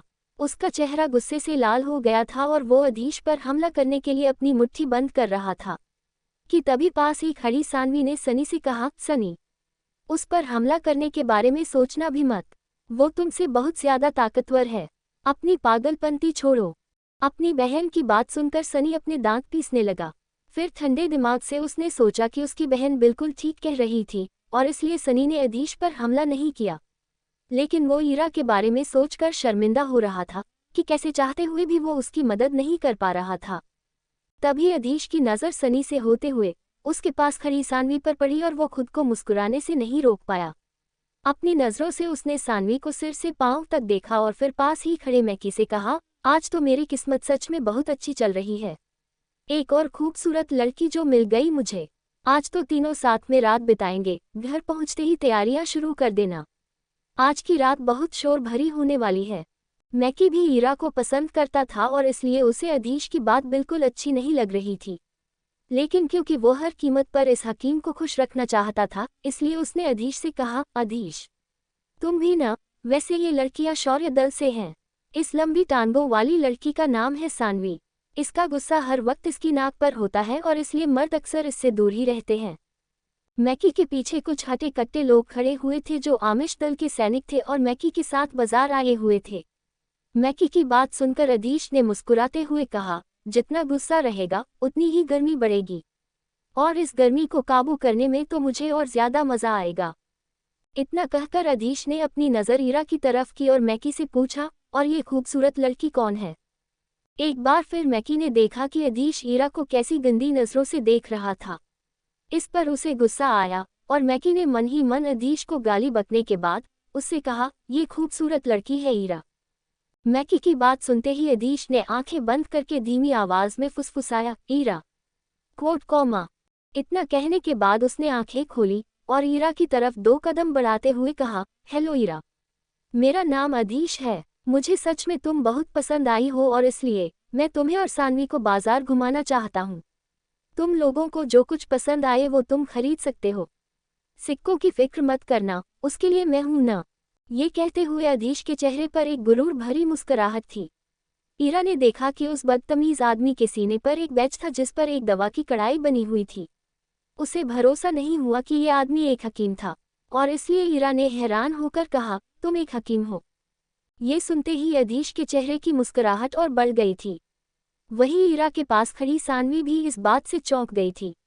वो हकीमों की बहुत इज्जत करती थी लेकिन उसे ये हकीम इज्जत देने लायक ही नहीं लेगा। इसलिए गुस्से से उसने हकीम अधीश को जवाब देते हुए कहा, हम लोगों को कुछ ज़रूरी काम है। तुम किसी और को ढूंढ कर उसके साथ बाजार घूम लो। चलो ईरा, चलते हैं यहाँ से। ये कहते हुए सानवी ने ईरा का हाथ पकड़ा और वहाँ से जाने के लिए चलने लगी। लेकिन तभी अचानक आमिश दल के सैनिकों ने दोनों का रास्ता रोक लिया। फिर वो सैनिक उन दोनों लड़कियों को देखकर मुस्कुराने लगे। ये देखकर कि सैनिक उसका रास्ता रोक रहे थे, सानवी को बहुत गुस्सा आया। उसने गुस्से से लाल होते हुए पलटकर मैकी से कहा, ये शौर्य दल का इलाका है। तुम्हारी जरूरत कैसे हुई हमारा रास्ता रोकने की? क्या अब तुम मार खाकर ही मानोगे? लेकिन सानवी के गुस्से से भी अधीश को कोई फर्क नहीं पड़ा था। उसने मैकी की तरफ देखकर शौर्य दल का मजाक उड़ाते हुए कहा, मैकी, तुमने मुझे बताया क्यों नहीं कि ये शौर्य दल का इलाका है? मैं तो ये सुनकर डर से कांपने लगा हूँ। वैसे शौर्य दल है क्या भला? एक बेकार सी खून रोकने वाली दवा तो बनाई है इस दल ने, ऐसा कौन सा बड़ा तीर मर लिया? अगर मैं चाहूँ तो अकेले ही पूरे शौर्य दल को खत्म कर सकता हूँ। स्प्रिंग पाउडर तो मैंने सोते सोते बना दी थी। अभी तक तो मैंने अपना हुनर दिखाया तक नहीं है। दुश्मन दल के हकीम से अपने दल की बेइज्जती सुनकर सानवी ने सोचा कि इस आदमी को चुप कराया जाए, लेकिन फिर भी वो चुपचाप खड़ी रही। ऐसा इसलिए क्योंकि अंदर ही अंदर वो ये बात जानती थी कि कोई हकीम अगर चाहे तो शौर्य दल को बहुत नुकसान पहुंचा सकता था। मगर उसके बगल में खड़ी ईरा को इन चीज़ों से कोई फर्क नहीं पड़ता था। उसे सिर्फ इतना समझ आ रहा था कि वो हकीम ज़रूरत से ज़्यादा बात कर रहा था जिसका अंजाम कभी अच्छा नहीं होता। इसलिए गुस्से से फूटते हुए ईरा ने उस हकीम से कहा, कचरा हमेशा कचरा ही रहता है और तुम हकीम की चमड़ी में छुपे कचरे हो। कचरा समझते हो न? अगर नहीं समझते तो इस बाजार से कोई भी आईना ले लेना और उसमें झांक लेना, तुम्हें कचरा अपने आप दिख जाएगा। और सिक्कों की बिल्कुल फिक्र मत करना, उसके लिए मैं हूं न। तुम जैसे लोग थोड़ा बहुत चीज़ें सीखकर खुद को महान समझने लगते हो, लेकिन तुम कोई महान आदमी नहीं बल्कि सिर्फ कचरा हो। ईरा की बात से पूरा बाजार शांत हो गया था। ईरा देखने में जितनी खूबसूरत थी बातों से उतनी ही तेज तर्रार। उसे देखकर लोग समझ गए कि ये कोई आम लड़की तो बिल्कुल नहीं थी। ईरा को देखकर सिर्फ बाजार में खड़े लोग ही नहीं बल्कि ईरा के बगल में खड़ी सानवी भी ईरा का ये रूप देखकर खुद को सोचने से नहीं रोक पाई। कहा था मैंने इससे कि ध्रुव से दूर रहे। अब देखो, संगत का असर दिखने लगा। वही सबके सामने ईरा द्वारा बेइज्जत होने के बाद अधीश के चेहरे की मुस्कुराहट गायब हो गई थी। फिर उसने गुस्से में ईरा को देखते हुए कहा, इतने सालों में तुम पहली हो जिसने मुझसे इस तरह से बात की है। मैं तुम्हें समझदार समझ रहा था लेकिन शायद मैं गलत था। ये सुनकर ईरा को ये जरूर समझ आ गया था कि अधीश या तो बहुत बेवकूफ़ था या फिर बहुत ज्यादा घमंडी। लेकिन तभी उसे अधीश की आवाज़ सुनाई दी, मैकी। लगता है ये दोनों ऐसे नहीं मानेंगी। ऐसा करो, इन्हें सीधे उठाकर ले चलो, बाकी की बातचीत मैं रात में अपने बिस्तर पर करूंगा। अधीश की बात सुनकर मैकी चौंक गया। उसने मन ही मन सोचा, ये हकीम कहीं पागल तो नहीं है। पिताजी ने बिल्कुल ठीक कहा था, इसे कुछ नहीं आता सिवाय एक सस्ती दवा बनाने के। लेकिन फिर उसने आह भरते हुए अधीश को समझाने की कोशिश की, हकीम अधीश, फिलहाल हमारा आमिश दल शौर्य दल से नहीं लड़ सकता। ये सुनकर अधीश जोर जोर से हंसने लगा। फिर हंसते हुए उसने कहा, हा हा हा, तुम्हें शौर्य दल से डर लग रहा है? अरे इन शौर्य दल वालों से तो मैं अकेला ही निपट लूंगा। तुम ऐसा करो, मेरी बात मानकर इस लड़की को उठाकर ले चलो।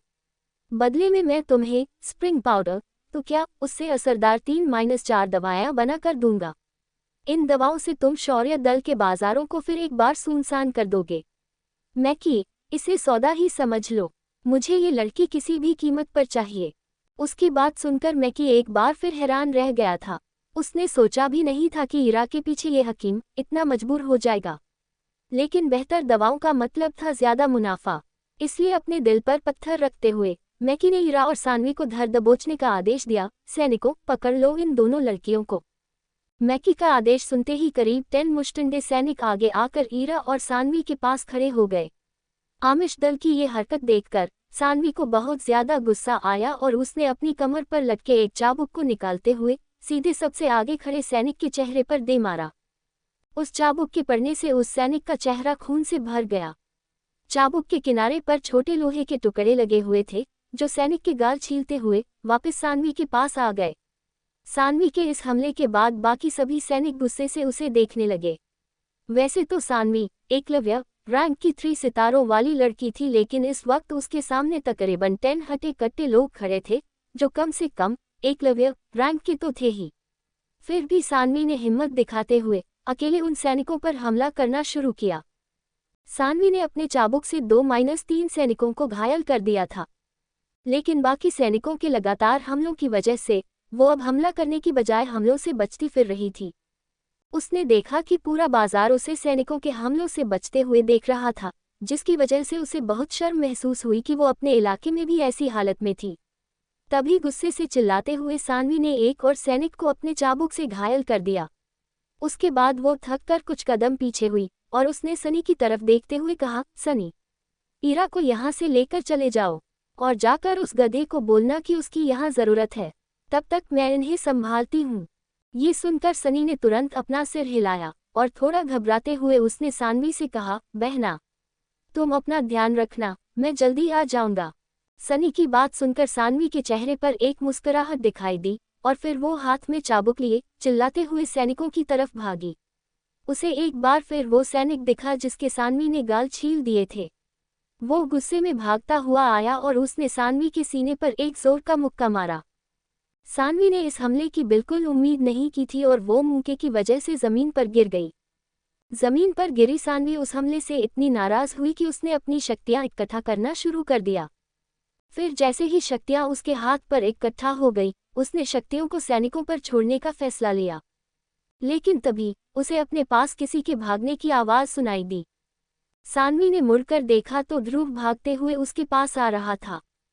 फिर अचानक ध्रुव उसके सामने से भागते हुए सीधे उस सैनिक के पास गया जिसने सानवी पर हमला किया था।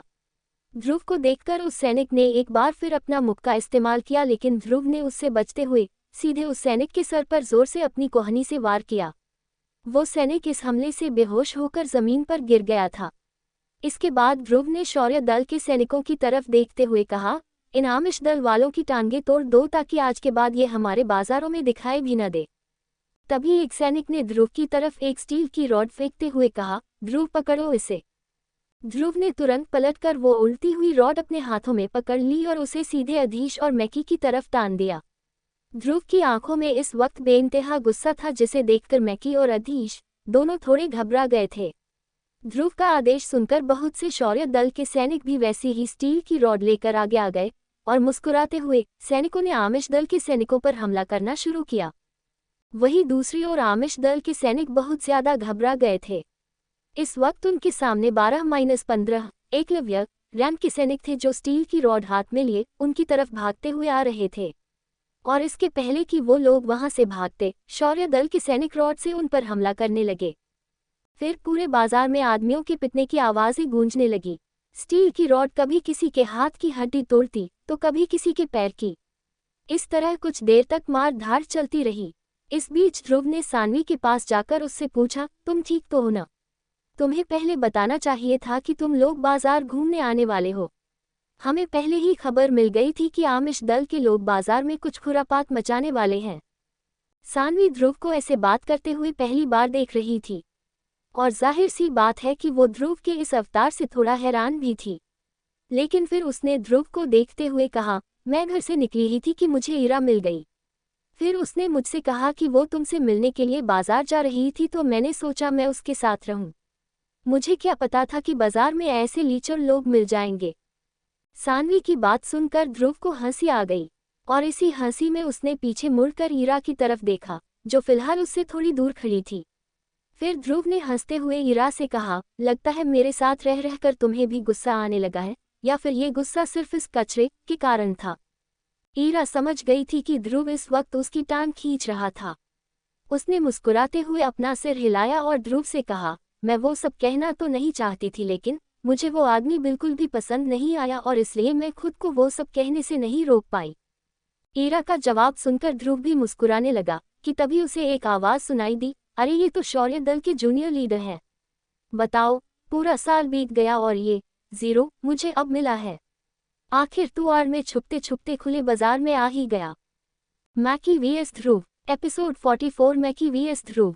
ध्रुव को देखते हुए अधीश ने मैकी से पूछा, ये लड़का कौन है? अधीश ने देखा था कि ध्रुव ईरा से बात कर रहा था जिससे उसके ईगो को ठेस पहुंची। इसी के चलते उसने मैकी से ये सवाल किया था। इस पर मैकी ने उसे जवाब देते हुए कहा, ये लड़का अधीश, इस लड़के का नाम ध्रुव है।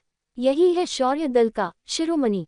वैसे तो सालों की ट्रेनिंग के बाद भी वो 0 रैंक के 3 सितारों पर अटका हुआ था, लेकिन न जाने उसने कुछ वक्त पहले ऐसा क्या खा लिया कि उसकी शक्तियां कुछ ही महीनों में 8 सितारों तक पहुंच गई। मैकी की बात सुनकर अधीश ने मुस्कुराते हुए कहा, इसके पास कितने सितारे हैं उससे मुझे कोई फर्क नहीं पड़ता। अगर वो एकलव्य रैंक का भी नहीं है तो मेरे लिए वो एक आम लड़के जैसा ही है, इसलिए उसकी ताकत का तो जिक्र भी मत करो। अधीश की ये बात ईरा के कानों तक पहुंच गई थी, जिसके बाद ईरा ने गुस्से से उसकी तरफ देखा। उसकी आंखों में इस वक्त सुनहरी रोशनी दिखाई देने लगी थी, लेकिन तभी ध्रुव ने ईरा के कंधे पर अपना रखकर उसे शांत किया। फिर उसने पलटकर अधीश की तरफ देखा जो इस वक्त उसे ही घूर रहा था।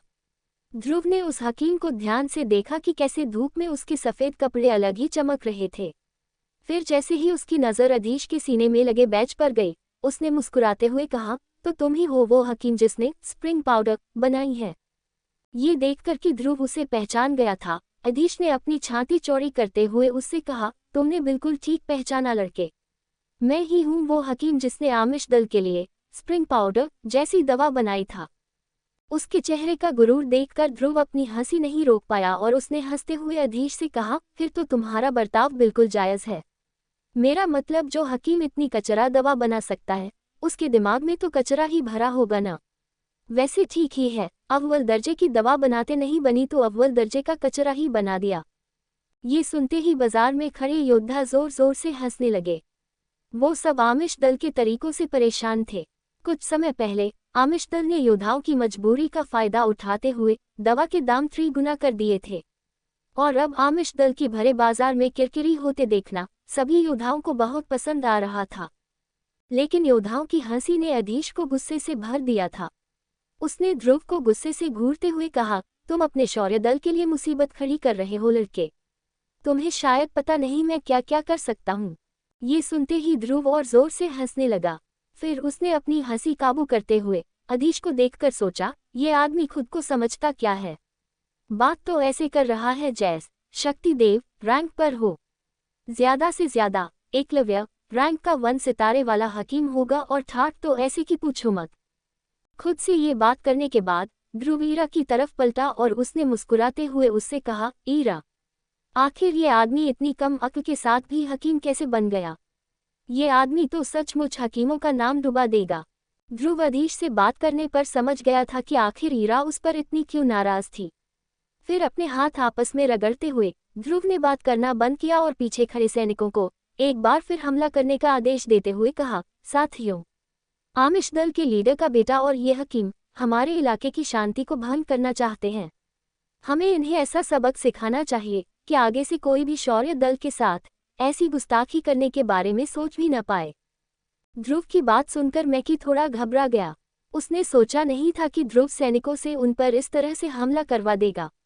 तभी ध्रुव को उकसाते हुए उसने कहा, मुझे लगा था कि तुम बड़े हो गए हो ध्रुव, लेकिन नहीं, तुम तो आज भी वही कमजोर लड़के हो जिसे लड़ने के लिए दूसरों की मदद चाहिए होती है। मैकी की इस बात की वजह समझते हुए ध्रुव ने कहा, मैं जानता हूं कि तुम मुझे उकसाना चाह रहे हो मैकी, लेकिन इसका कोई फायदा नहीं है। इस पर मैकी ने एक बार फिर ध्रुव को उकसाने की कोशिश करते हुए कहा, अगर तुम इसे उकसाना समझते हो तो वो ही सही, लेकिन सच तो ये है कि तुम्हारे जैसे डरपोक लड़के के साथ हीरा कभी नहीं रहना चाहेगी। तुम तो यूथ सेरेमनी से भी गुजर चुके हो ना। इसका मतलब अगर अब मैं तुम्हें लड़ाई के लिए चैलेंज करता हूँ तो तुम्हारे पास तो अपनी छोटी उम्र का बहाना भी नहीं बचा। ये सुनकर अब तक शांत खड़ी सानवी ने मैकी को देखते हुए कहा, तुम सच में बेशरम हो मैकी। ध्रुव सिर्फ 17 साल का है और तुम 23 साल के। क्या तुम सच में उसे चैलेंज करना चाहते हो? वैसे अगर तुम्हें लड़ने का इतना ही शौक है तो मैं तुम्हारे साथ लड़ने के लिए तैयार हूँ। इतना कहकर सानवी ने गुस्से में अपना चाबुक जमीन पर दे मारा, जिससे एक बहुत तेज आवाज सुनाई दी। लेकिन मैकी अभी भी अपनी हरकतों से बाज नहीं आया और उसने ध्रुव को एक बार और उकसाते हुए कहा, तुम्हारी किस्मत बहुत अच्छी है ध्रुव, एक और लड़की तुम्हें बचाने के लिए आगे आ गई। क्या तुम हर वक्त लड़कियों की आड़ में ही छुपते रहोगे या मर्दों की तरह सामने आकर कभी मेरा सामना भी करोगे? मैकी की ये बात सुनकर शौर्य दल का एक सैनिक गुस्से से बोला, बस बहुत हो गया। ध्रुव, मुझे आदेश दो कि मैं इसे मार मार कर लाल कर दूं। शौर्य दल के बाकी सैनिकों की भी यही इच्छा हो रही थी। वो सब ध्रुव को पसंद करते थे और इसलिए कोई भी उसके खिलाफ ऐसी बातें नहीं सुनना चाहता था। सैनिकों को थोड़ा आगे आते देख मैकी के चेहरे पर 12 बजने लगे थे। वो जानता था कि अपने एकलव्य रैंक के 3 सितारों की वजह से वो 1-2 सैनिकों को तो संभाल लेगा, लेकिन अगर पूरी की पूरी टुकड़ी उसे मारने आ गई तो उसका बहुत बुरा हाल हो जाएगा। इसलिए ध्रुव को देखते हुए मैकी ने अपनी आस्तीन ठीक करते हुए कहा, ठीक है, अब क्योंकि तुम मेरा चैलेंज एक्सेप्ट ही नहीं करना चाह रहे हो इसलिए मैं इस बारे में भूल जाता हूँ। हकीम अधीश, चलिए वापस चलते हैं। यहाँ रुककर हम क्या करेंगे? शौर्य दल के लीडर का बेटा मेरा चैलेंज एक्सेप्ट तो करने नहीं वाला, इसलिए यहाँ से चलते हैं। ये सुनकर अधीश ने मुस्कुराते हुए ईरा की तरफ एक बार और देखा और फिर ध्रुव से कहा, तुम्हें तो मैं देख लूंगा ध्रुव। और देखना, शौर्य दल खुद एक दिन इस लड़की को मेरे पास भेजेगा। आज तक मुझे जो लड़की पसंद आई है, मैंने हमेशा उसके साथ रात बिताई है और इस लड़की का तो मुझे इंतजार रहेगा क्योंकि ये लड़की चीज ही ऐसी है। अधीश की बात पर ईरा ने उसे गुस्से से देखा। अधीश के चेहरे पर उसकी हवस साफ साफ झलक रही थी। ईरा की इच्छा तो हुई कि वो उसे वही के वही मार दे, लेकिन फिर उसने अपने गुस्से को काबू किया। इसके बाद मैकी और अधीश पलटकर बाजार के मुख्य द्वार से बाहर जाने लगे कि तभी एक सैनिक ने उनका रास्ता रोक लिया। उस सैनिक को देखकर मैकी थोड़ा घबरा गया था और तभी उसे पीछे से ध्रुव की आवाज सुनाई दी, मैं जानता हूं कि तुम मुझे घायल करना चाह रहे हो, लेकिन कोई बात नहीं, तुम्हारी इच्छा पूरी कर ही देते हैं। मैं तुम्हारा चैलेंज एक्सेप्ट करता हूं मैकी। ये सुनते ही मैकी ने पलटकर ध्रुव की तरफ देखा। मैकी के चेहरे पर एक शैतानी मुस्कुराहट दिखाई दी जिसके साथ उसने ध्रुव से कहा, तुम अपनी मौत को दावत दे रहे हो ध्रुव, इसलिए अगर तुम्हारे साथ कुछ बहुत बुरा हुआ तो मुझे दोष मत देना। ध्रुव से ये बात कहकर मैकी ने अधीश से कहा, मेरे ख्याल से हम थोड़ी देर और रुक सकते हैं, है न अधीश? ये सुनकर अधीश ने मुस्कुराते हुए कहा, अगर तुम्हें लगता है कि तुम उसे धूल चटा सकते हो तो खुद को मत रोको, और ध्यान रहे उसकी हड्डी टूटने की आवाज़ मेरे कानों तक आनी चाहिए। अधीश की ये बात सुनकर मैकी के चेहरे की मुस्कुराहट और बढ़ी गई और उसे अपने पिता अब्राल से की गई बातें याद आ गई। कुछ वक्त पहले जब ध्रुव अपनी शक्तियां वापस पाने लगा था, तब अब्राल ने मैकी को बुलाकर उससे कहा था, अगर अरेंद्र के बेटे ध्रुव ने कभी भी तुम्हारा चैलेंज एक्सेप्ट किया तो उस पर बिल्कुल तरस मत खाना। हमारे दल के लिए सबसे अच्छा यही होगा कि तुम उसे जान से मार दो, और अगर तुम ऐसा नहीं भी कर पाए तो उसे अपाहिज बना देना, ताकि आमिष दल के सर से एक और खतरा टल जाए, नहीं तो न जाने कल को वो क्या क्या चमत्कार कर दे। उद्धरण चिन्ह अल्पविराम। अपने पिता की इन बातों को याद करते हुए मैकी के चेहरे की खुशी और ज्यादा बढ़ गई। उसकी आंखें इस वक्त उससे थोड़ी दूरी पर खड़े ध्रुव को देख रही थी, और एक पल के लिए मैकी को ऐसा लगा कि ध्रुव आज उसके हाथों से जरूर मरने वाला था। सच तो ये था कि मैकी का ये भरोसा उसकी ताकत की वजह से ही था। एकलव्य रैंक में 3 सितारे हासिल करने के अलावा उसने वायु मूल शक्ति की हाई लेवल तकनीक भी सीख ली थी, जिससे वो किसी भी 5 सितारों वाले एकलव्य रैंक वाले को टक्कर दे सकता था। मैकी को भरोसा था कि ध्रुव तो अब तक एकलव्य भी नहीं हुआ था, इसलिए उसका जीतना नामुमकिन था। पूरे बाजार में सिर्फ मैकी और अधीश ही नहीं थे जिन्हें लग रहा था कि ध्रुव ये मुकाबला नहीं जीत सकता। कुछ योद्धा और ध्रुव के पास खड़ी सानवी भी ऐसा ही कुछ सोच रहे थे। ऐसा इसलिए नहीं क्योंकि किसी को भी ध्रुव की काबिलियत पर शक था, बल्कि इसलिए क्योंकि ध्रुव और मैकी के रैंक के बीच बहुत बड़ा फासला था, और ये बात वो लोग चाहकर भी नज़रअंदाज नहीं कर पा रहे थे। तभी सानवी के मन में एक ख्याल आया, वैसे तो ध्रुव बहुत होशियार बनता है, लेकिन इस वक्त कितना बड़ा बेवकूफ़ी का काम कर रहा है। उसे क्या ज़रूरत थी मैकी के बहकावे में आने की? ये सोचकर वो खुद को रोक नहीं पाए और आगे आकर उसने ध्रुव को बचाने के लिए कहा, ध्रुव, तुम कब से अपनी हदें पार करने लग गए हो? ये बात तुम अच्छी तरह से जानते हो कि तुम ये मुकाबला नहीं जीत सकते, तो फिर तुमने इस चैलेंज को एक्सेप्ट किया ही क्यों? तुम्हें शायद समझ नहीं आ रहा, लेकिन तुमने अपने पैर पर खुद ही कुल्हाड़ी मार ली है ध्रुव। उद्धरण चिन्ह। सानवी की डांट सुनकर ध्रुव ने मुस्कुराते हुए उससे कहा, अभी तक तो लड़ाई शुरू भी नहीं हुई है, फिर तुम अभी से कैसे ये फैसला कर सकती हो कि कौन जीतेगा और कौन नहीं? या फिर मैं ये मान लूं कि तुम भी उसकी तरफ हो? सानवी जानती थी कि ध्रुव मजाक कर रहा था, लेकिन ये कोई मजाक करने का वक्त नहीं था। मैकी बहुत वक्त से ध्रुव से मुकाबला करना चाहता था और आज ध्रुव ने उसे ये सुनहरा मौका दे ही दिया था। ध्रुव की जिद को देखते हुए सानवी ने अपना चाबुक निकालकर ध्रुव से कहा, अपनी जगह मुझे लड़ने दो। मैं तुम्हारी काबिलियत पर सवाल नहीं उठा रही हूँ, लेकिन अभी तुम उतने ताकतवर नहीं हुए हो जितने हो सकते हो। बात को समझने की कोशिश करो। सानवी का ये रूप देखकर ध्रुव हैरान रह गया था। उसने कभी अपने सपने में भी नहीं सोचा था कि सानवी उसकी इतनी फिक्र करेगी। उसे तो सानवी के खिलाफ लड़ने की आदत थी, लेकिन ये पहली बार था जब सानवी ध्रुव को हारते हुए नहीं देखना चाहती थी। लेकिन सानवी की बातों से ध्रुव को थोड़ी हंसी भी आ गई थी, जिसके साथ उसने कहा, वक्त भी कैसे बदलता है देखो। आज तुम मेरी जान की फिक्र कर रही हो और लेकिन कुछ वक्त पहले खुद मुझे मौत के घाट उतारना चाह रही थी। ध्रुव का सवाल सुनकर सानवी थोड़ा चौंक गई। वो खुद समझ नहीं पा रही थी कि वो आखिर ध्रुव को क्यों बचाना चाह रही थी। उसके गाल लाल होने लगे थे कि तभी उसने बात संभालते हुए ध्रुव से कहा, तुम शायद जानते नहीं हो लेकिन शौर्य दल को तुमसे बहुत उम्मीदें हैं। इसलिए तुम आते जाते हर किसी का चैलेंज एक्सेप्ट नहीं कर सकते। तुम्हें और जिम्मेदार होना होगा ध्रुव। और मैं, तुम्हारी कज़न होने के नाते, तुम्हें खतरों से बचाने की जिम्मेदारी अपने कंधों पर रखती हूँ। ये सुनकर ध्रुव अपना सिर खुजाने लगा। उसे समझ नहीं आ रहा था कि आखिर सानवी ऐसा क्यों कर रही थी। फिर बात खत्म करते हुए उसने सानवी से कहा, जो भी है, अब बहस करने का कोई फायदा नहीं है। सारी बातें भूल जाओ और मुझे लड़ने दो। मैं अकेले ही उससे निपट लूंगा। तुम बस हमारे साथ रहो, बाकी सब मैं संभाल लूंगा। इतना कहकर ध्रुव ने रॉड पर अपनी पकड़ मजबूत की और बेचैन दिख रहे मैकी की ओर भागना शुरू किया। उसकी इस हरकत को देखकर सानवी थोड़ा परेशान हो गई। उसने अपना चाबुक निकालकर ध्रुव को पीछे खींचने का फैसला किया कि तभी पीछे से एक आवाज आई, सानवी, ध्रुव पर भरोसा रखो। वो कमजोर नहीं है और नहीं बेवकूफ। अगर उसे खुद पर भरोसा नहीं होता तो वो ये चैलेंज एक्सेप्ट करता ही नहीं। आवाज सुनकर सानवी ने पलटकर ईरा को देखा तो वो चौंक गई, क्योंकि ईरा इस वक्त मुस्कुरा रही थी। वो इस वक्त ऐसी दिख रही थी जैसे किसी फिल्म को देखने आए दर्शक दिखते हैं। उसे देखकर सानवी ने आह भरी और फिर मुकाबले को देखने लगी। वही बाजार की सड़क पर मैकी ध्रुव को अपनी ओर आते देख रहा था। उसने धीमी आवाज में बड़बड़ाते हुए कहा, आजा ध्रुव, जल्दी आ, आज देख मैं कैसे तुझे तेरी नानी याद दिलाता हूँ। ध्रुव के हाथ में रॉड देखकर मैकी ने अपनी शक्तियों को बाहर निकालना शुरू कर दिया था। उसके हाथ पर उसकी हरे रंग की शक्ति मंडराने लगी थी और अचानक उसके हाथ किसी शेर के पंजे की तरह हो गए। ये पंजे वैसे तो जादुई थे, लेकिन इनका असर असली से भी ज्यादा होता था। पंजों से निकलते 10 पैने नाखूनों को महसूस कर मैकी ने मुस्कुराते हुए ध्रुव की तरफ देखा और फिर हवा की रफ्तार से वो ध्रुव पर हमला करने के लिए भागा। वहीं दूसरी ओर ध्रुव को हवा के कटने की आवाज सुनाई दे रही थी। उसने अपनी नजरें पैनी करते हुए अपना हाथ हवा में उठाकर जोर से जमीन पर दे मारा। उसके मुक्की से जमीन पर बिखरी धूल एक बवंडर में बदल गई जो ध्रुव के सामने एक ढाल का काम कर रही थी। ये देखकर वहां मौजूद सभी योद्धा हैरान लेकिन खुश थे कि आज का मुकाबला टक्कर का होने वाला था।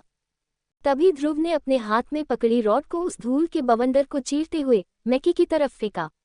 वो रॉड तीर की रफ्तार से हवा में चली जा रही थी और जैसे ही मैकी ने वो रॉड अपनी ओर तेजी से आते देखी तो उसने मुस्कुराते हुए अपने हाथों से शक्ति को निकालते हुए हवा के ढेरों छल्ले बना दिए, जिनसे होते हुए वो तीर जैसी तेज रॉड धीरे होकर आखिरकार जमीन पर गिर गई। ये देखते ही ध्रुव हैरान हो गया और बाजार में मौजूद बाकियों को एक पल के लिए ऐसा लगने लगा कि शायद ध्रुव को मैकी का चैलेंज एक्सेप्ट ही नहीं करना चाहिए था। एपिसोड 45 बच्चे तो बच्चे, बाप रे बाप। मैकी ने ध्रुव के हमले का तगड़ा जवाब दिया था, जिसे देखकर सनी ने सानवी से घबराते हुए कहा, मुझे ध्रुव की हालत ठीक नहीं लग रही है। मैकी उससे ज्यादा ताकतवर है और ये बात सब जानते हैं। न जाने वो ध्रुव का क्या हाल करेगा। अपने भाई की बात सुनकर सानवी ने तुरंत जवाब देते हुए कहा, मुझे क्या फर्क पड़ता है कि ध्रुव जिए या मरे। उसे हीरो बनने का इतना ही शौक है तो बने वो हीरो। मैंने उसे समझाने की कोशिश की थी लेकिन वो तो कभी किसी और की सुनता ही नहीं। लेकिन सनी, हमें ध्रुव को बचाने के लिए तैयार रहना पड़ेगा, क्योंकि मैकी को देखकर तो ऐसा लग रहा है जैसे वो ध्रुव की जान के पीछे हाथ धोकर पड़ने वाला है। सानवी की बात पर सनी ने अपना सिर हिलाया और उसकी बात मानते हुए ध्रुव को बचाने के लिए तैयार हो गया। वहीं दूसरी ओर ईरा के चेहरे पर ध्रुव को लेकर कोई परेशानी नहीं दिख रही थी, बल्कि वो तो ध्रुव को देखकर मुस्कुरा रही थी। फिर ध्रुव और मैकी के बीच लड़ाई होती रही और ध्रुव मैकी के लगातार हमलों से बचने की कोशिश करता गया। ध्रुव जैसे तैसे खुद को बचाते हुए पीछे जा रहा था, लेकिन वायु मूल शक्ति की वजह से मैकी बहुत तेज भाग पा रहा था। तभी मैकी ने अपनी मुट्ठी बंद करते हुए ध्रुव के सर पर तेजी से हमला किया। ध्रुव एक बार फिर पीछे हटने को हुआ, लेकिन तभी अचानक उसे महसूस हुआ कि वो और पीछे नहीं जा पा रहा था और जैसे ही उसने पलटकर देखा तो उसके पीछे दीवार थी। लेकिन तब भी ध्रुव के चेहरे पर परेशानी का नामोनिशान नहीं दिखाई दे रहा था। उसने गहरी सांस ली और अपनी शक्तियों को बाहर निकालने का फैसला किया। सांस के बाहर होते ही ध्रुव के हाथों पर उसकी शक्तियां मंडराने लगी थी, जो इस वक्त पीले रंग की दिख रही थी। फिर जैसे ही ध्रुव की शक्तियां मैकी की शक्तियों से टकराई तो एक छोटा सा धमाका हुआ, जिसके बाद बाजार में मौजूद सभी लोग एक दूसरे को देखकर बात करने लगे। वो लोग इस धमाके से डर गए थे और सभी अच्छी तरह से जानते थे कि मैकी और ध्रुव की शक्तियों के बीच एक बहुत बड़ा फासला था, और इसलिए अगर ध्रुव सही सलामत रहना चाहता था तो उसे मैकी से बचते रहना होगा, क्योंकि अगर ध्रुव मैकी से यूं ही टकराता रहा तो वो बहुत जल्द ही हार जाएगा। इस वक्त बाजार में मौजूद योद्धाओं को ध्रुव के लिए बुरा लग रहा था, लेकिन ध्रुव के मन में तो कुछ और ही चल रहा था। उसने ध्यान से मैकी को देखते हुए अपनी शक्तियों को और बढ़ाया और फिर अचानक उसकी ओर हमला किया, जिससे एक तेज हवा का झोंका मैकी को धकेलते हुए पीछे ले गया। इस हमले से मैकी के पेट में जोरों का दर्द शुरू हो गया और वो ध्रुव के इस हमले को देखकर हैरान रह गया था। उसने मन ही मन सोचा, आखिर ये कौन सी तकनीक थी, ये तो मैंने आज तक नहीं देखी। मैकी को झटका खाते देख वहां मौजूद बहुत से लोग चौंक गए थे, लेकिन तभी ध्रुव मैकी की तरफ बढ़ते हुए चिल्लाया, वैक्यूम हैंड तकनीक। इतना कहकर उसने अपने हाथों को मैकी की ओर किया और फिर शक्तियों का इस्तेमाल करते हुए मैकी को अपनी ओर खींचना शुरू कर दिया। मैकी अचानक आगे की तरफ खींचने लगा और गुस्से में उसने अपने दांत पीसते हुए अपने हाथों में एक हल्की नीली शक्ति को लाना शुरू किया। फिर चिल्लाते हुए उसने कहा, class 2 low level blue wind तकनीक। ये कहकर मैकी ने अपनी मुट्ठियां बंद कर ली और उस नीली शक्ति को ध्रुव की तरफ छोड़ना शुरू किया, जिससे हवा के कटने की आवाज आने लगी और हवा का एक ताकतवर बवंडर ध्रुव की तरफ आने लगा। इससे जमीन पर पड़ी चीजें जैसे कंकर पत्थर धूल भी हवा में उड़ने लगी और सीधे ध्रुव की तरफ गई। ध्रुव उस शक्ति से बचने का कोई तरीका ढूंढने लगा। उसने अपने आसपास देख और फिर मुस्कुराते हुए वो पलट गया। लोगों को समझ नहीं आया कि ध्रुव क्या करना चाह रहा था। सानवी भी घबराते हुए ध्रुव को देख ही रही थी कि तभी ध्रुव ने जोर से अपना पैर दीवार पर मारते हुए उल्टी छलांग मारी और फिर उसने हवा में मैकी की ओर जाते हुए अपने हाथों को जोड़ते हुए चिल्लाया, ऑक्टेन ब्लास्ट। ध्रुव को अपनी ओर आते देख मैकी ने बवंडर की दिशा बदल दी। उसे बाद हवा से होते हुए जैसे ही दोनों की शक्तियां टकराई तो एक बड़ा धमाका हुआ, जिससे सब भौचक्के रह गए। लेकिन धमाके से किसी को कोई नुकसान नहीं हुआ था, क्योंकि असली नुकसान तो अब होना था। ध्रुव ने एक बार फिर मैकी की ओर भागना शुरू किया और अपने आप से कहा, चलो इस 3 सितारों वाले एकलव्य का घमंड तोड़ा जाए। ये कहकर वो मैकी की तरफ कूद गया और उसने हवा में ही अपनी लात मैकी की तरफ कर ली। उसे आता देख मैकी ने भी अपनी मुट्ठी ध्रुव की तरफ की और जैसे ही उसकी मुट्ठी ध्रुव के पैर से टकराए, हड्डियों के कुड़कुड़ाने की आवाज बाजार में गूंज गई। लेकिन मुक्के की ताकत की वजह से ध्रुव हवा में उड़ते हुए दीवार से टकरा गया, जिससे दीवार भी टूट गई। फिर टूटी दीवार के मलबे से निकलते हुए ध्रुव ने अपने मुंह से बह रहे खून को जमीन पर थूक दिया। ध्रुव को ऐसा करते देख वहां मौजूद पहरेदार निराश हो गए। उन्हें लगा कि ये सब उनकी ही गलती थी और उन्हें ध्रुव को मैकी से लड़ने नहीं देना चाहिए था। वैसे तो ध्रुव की लात से मैकी भी जमीन पर गिर गया था, लेकिन ध्रुव का ख्याल रखना पहरेदारों की ही जिम्मेदारी थी और इसलिए वो परेशान भी हुए कि अब वो अरेंद्र को क्या जवाब देंगे। तभी मैकी के चीखने की आवाज आने लगी। इस पर जैसे ही लोगों ने जमीन पर पड़े मैकी को देखा तो सब ये देखकर डर गए कि उसका हाथ पीछे की तरफ मुड़ चुका था, जिसकी वजह से वो इस वक्त बेइंतहा दर्द में था। उसके हाथ की हालत देखकर सभी के रोंगटे खड़े हो गए। जो लोग आपस में बात कर रहे थे वो भी अचानक चुप हो गए थे। सबकी नजरें मैकी से हटकर ध्रुव की तरफ गई, जो बची हुई दीवार से टिककर खड़ा था। उसके पैर में काफी चोट आई थी और वो हौंफ रहा था। थोड़ी देर के सन्नाटे के बाद अचानक सभी ने खुशी में शोर करना शुरू कर दिया। ये बात साफ थी कि ध्रुव ये मुकाबला जीत गया था और सभी इस बात से बहुत खुश थे। वही सानवी अपना मुंह खोलकर खड़ी हुई थी और हैरानी में ये सोच रही थी कि आखिर ध्रुव ने मैकी को हराया कैसे। फिर उसकी नज़र मैकी पर गई और उसे एक पल के लिए तो भरोसा ही नहीं हुआ कि ध्रुव अब कितना ताकतवर हो गया था। तभी उसके बगल में खड़े सनी ने उससे कहा, मुझे यकीन नहीं हो रहा कि ध्रुव सिर्फ जीता नहीं बल्कि उसने मैकी की हड्डियां तक तोड़ दी। वैसे मैं अच्छी तरह से जानता हूं कि ध्रुव से हारने पर कितना दर्द होता है। ये कहते हुए सनी को वो दिन याद आ गए थे जब ध्रुव से मुकाबला हारने के बाद कुछ महीने उसे बिस्तर पर ही बिताने पड़े थे। लेकिन वो जानता था कि मैकी को ठीक होने में उससे बहुत ज्यादा वक्त लगने वाला था। फिर गौर से देखने पर उसका ध्यान इस चीज पर गया कि मैकी की हाथ की हड्डी अब बाहर लटकने लगी थी। इससे सनी समझ गया था कि मैकी का वो हाथ कुछ महीनों में तो क्या, बहुत सालों में भी नहीं ठीक होने वाला था। सनी की बात सुनकर भी सानवी चुप खड़ी रही। उसकी नज़र इस वक्त ध्रुव पर थी जो बहुत जोर से हौंफ रहा था। तभी सानवी के दिमाग में एक बात आई, ये लड़का एकलव्य बन गया है। शायद तभी ये सही सलामत बच पाया और इसलिए ये मैकी से लड़ने को इतना उतावला हो रहा था। ध्रुव लगभग 10 मिनट तक बची दीवार से टिककर जमीन पर बैठा रहा। फिर धीरे धीरे उसने अपने पैरों पर खड़े होते हुए उससे थोड़ी दूरी पर खड़े अधीश को देखा। फिर वो पास ही पड़ी स्टील की रॉड को उठाकर लंगड़ाते हुए दर्द से कराह रहे मैकी की तरफ बढ़ा। जैसे ही ध्रुव मैकी के पास पहुंचा, उसे याद आया कि अगर ध्रुव ने मैकी का ये हाल न किया होता तो मैकी तो शायद ध्रुव को मार ही डालता।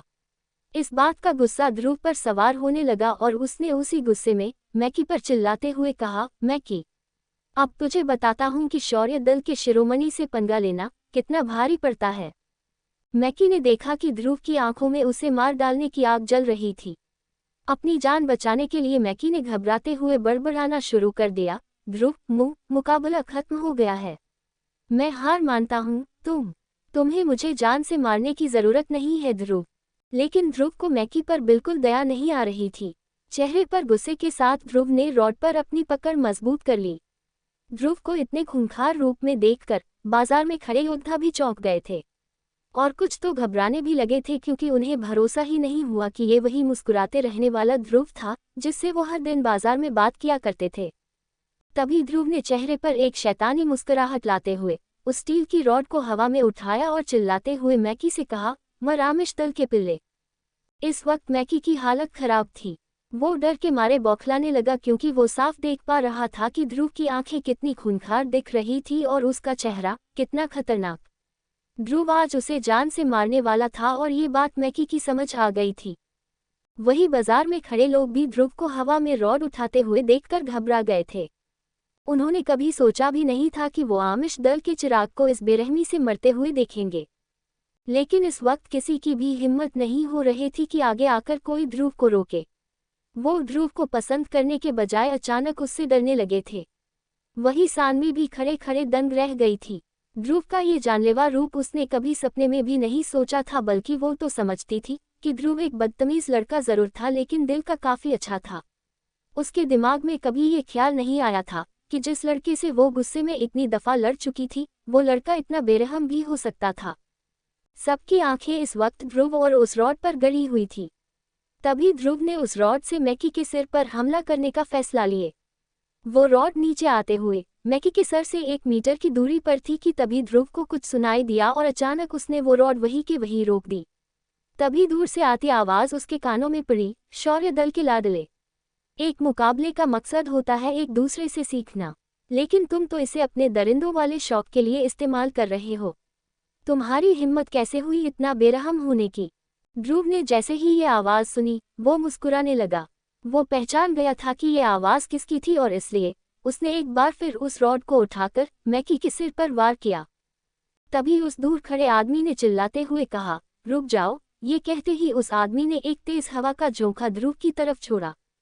फिर बिजली की तरह वो हरे रंग का झोंका ध्रुव की रॉड को बीच से काटते हुए आगे बढ़ गया। उस रॉड का ऊपरी हिस्सा हवा की वजह से जमीन पर गिर गया था और बचा हुआ हिस्सा देखकर ध्रुव की गुस्से भरी मुस्कुराहट बरकरार रही। फिर गुस्से में ध्रुव ने अपने दांत पीसते हुए बचे हुए हिस्से से मैकी पर हमला करना चाहा, लेकिन एक बार फिर एक और हवा का झोंका आकर वो बचा कुचा हिस्सा भी ले गया। इस बार ध्रुव ने महसूस किया था कि उस झोंके में कितनी ताकत थी। उसके बाद ध्रुव मुस्कुराते हुए उस आदमी की ओर हमला करने के लिए बढ़ा, लेकिन अचानक हवा के एक ताकतवर बवंडर में फंस गया। तभी उस आदमी ने ध्रुव के पास आते हुए कहा, इतनी छोटी उम्र में भी इतनी बेरहमी। कोई बात नहीं, आज मैं तुम्हें वो सबक सिखाता हूँ जो अरेंद्र को तुम्हें बहुत पहले सिखा देना चाहिए था। इतना कहकर उस आदमी ने अपने हाथों को हरी शक्तियों के एक कोहरे से ढक दिया और फिर हवा की मदद लेते हुए उसने ध्रुव पर हमला किया। वही बवंडर में फंसे ध्रुव ने चिल्लाते हुए कहा, मुझे क्या सिखाएगा तू? समझता क्या है खुद को? अगर इतना ही सिखाने का शौक है तो सबसे पहले अपने बेटे को सिखा। ध्रुव जानता था कि ये शख्स आमिश दल के लीडर अब्राल आमिश है, जिनके बेटे मैकी को ध्रुव ने कुछ देर पहले बहुत गंदी तरह से मारा था। फिर जैसे ही उसने महसूस किया कि अब्राल उससे टकराने ही वाला था, तो ध्रुव ने तुरंत अपने हाथ को जमीन की तरफ करके ऑक्टेन ब्लास्ट का इस्तेमाल किया, जिससे वो उछलकर बवंडर से बाहर जाकर गिर गया। इससे अब्राल का निशाना चूक गया और फिर उसने अचानक खुद को रोका। बवंडर के बाहर आकर जब ध्रुव ने अब्राल के हाथों में मंडराती शक्ति देखी तो उसे थोड़ी घबराहट महसूस हुई, लेकिन फिर उसने खुद को संभालने की कोशिश की। तभी जमीन पर पड़े मैकी ने अपने पिता से गुहार लगते हुए कहा, पिताजी, खत्म कर दीजिए इस ध्रुव को। ये देखिए इसने मेरे हाथ का क्या हाल किया है। अपने बेटे की बात सुनकर अब्राल ने मैकी के टूटे हुए हाथ को देखा और फिर उसका चेहरा गुस्से से भर गया। अब्राल की आंखों में ध्रुव को मारने की आग जल रही थी और उसने बिना कुछ कहे एक दफा फिर हवा की मदद से ध्रुव पर हमला किया। हवा में तेजी से ध्रुव की ओर जाते हुए अब्राल ने चिल्लाकर कहा, मैं भी तो देखूं कि शौर्य दाल का ये शिरोमणि कितना ताकतवर है। अब्राल को तेजी से उड़ते हुए देख बाजार में मौजूद भीड़ उसे कोसने लगी। सब ये सोच रहे थे कि एक महादक्ष रैंक का आदमी एक एकलव्य पर हमला करके क्या साबित करना चाह रहा था। इसे तो कोई मुकाबला भी नहीं कह सकता था क्योंकि दोनों के रैंक में इतना फासला जो था। अब्राल को अपनी ओर आते देख ध्रुव ने खुद से कहा, क्या बात है आमिश, बुढ़ापे में भी जवानों से लड़ने का शौक हो रहा है तुझे। चल ठीक है, मैं भी तुझे बताता हूँ कि मैं क्या चीज़ हूँ। तभी उसने महसूस किया कि अब्राल ने थोड़ी दूर से ही उस पर वार कर दिया था। ध्रुव इस वक्त एक बड़े से हवा के बवंडर में फंसने लगा था जो उसे गोल गोल घुमाने लगा। अब्राल ने उस बवंडर को और तेज कर दिया जिससे ध्रुव का सर चकराने लगा था। उसे बवंडर में फंसे देख अब्राल ने कहा, मेरे बेटे का हाथ तोड़ा न तूने, तुझे तो मैं छोड़ूंगा नहीं। वही बवंडर अंदर ध्रुव को समझ नहीं आ रहा था कि वो आखिर अब्राल से कैसे बचे। उसे अब्राल की ताकत का अंदाजा हो गया था जिससे वो थोड़ा घबराने लगा। उसने थककर अपनी अंगूठी रगड़ने की कोशिश की लेकिन तेजी से गोल घूमने की वजह से वो ऐसा नहीं कर पा रहा था। उससे थोड़ी दूरी पर खड़ी ईरा भी अब ध्रुव की हालत देखकर घबराने लगी थी। वो समझ गई थी कि ध्रुव की जान को खतरा था। अब्राल पर उसे गुस्सा आने लगा जिससे उसकी आंखों में एक सुनहरी रोशनी दिखने लगी। वो रोशनी ईरा की आंखों में भर गई थी और बाहर निकलने ही वाली थी कि तभी दूर से एक आवाज़ सुनाई दी, अब्राल, तेरी हिम्मत कैसे हुई मेरे बेटे से लड़ने की।